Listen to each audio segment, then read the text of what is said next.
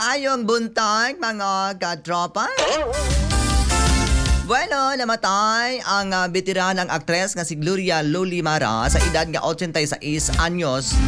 Gipahibalo kini sa iyang pamilya pinaagi sa usa ka post sa Facebook ni adtong Sabado sa gabi. Nailhan si Lolimara nga sa daghang papel nga mga salida sa telebisyon o ga pelikula. Nakasilbi usab kini siya kaniadto sa gobyerno isip pangulo sa radio television sa Malacañang. Wala pa usab naghatag og dugang detalye ang pamilya sa kabahin sa hinungdan sa iyang kamatayon. Apan daghan ang nagpadayag sa ilang kasubo.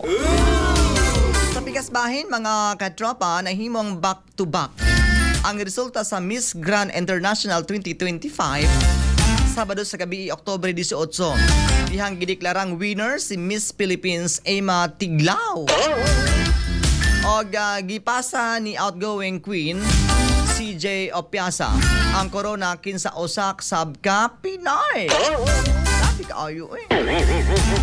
Disgutan ni Miss Grand Philippines 2025 Emma Mary Tiglao ato sa pageant Sabado sa gabi, Oktubre 18, 2025 sa Miss Grand International 2025 in Bangkok, Thailand ang nagkagrabe nga korupsyon sa nasod.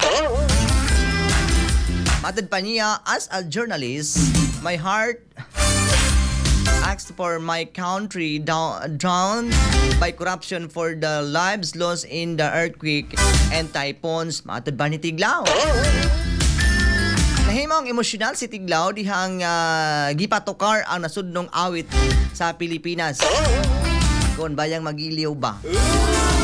May na mo tato ang showbiz balita. Ay, kagwapa po gini nilang duruha. Uy, relax sige si Tiglao.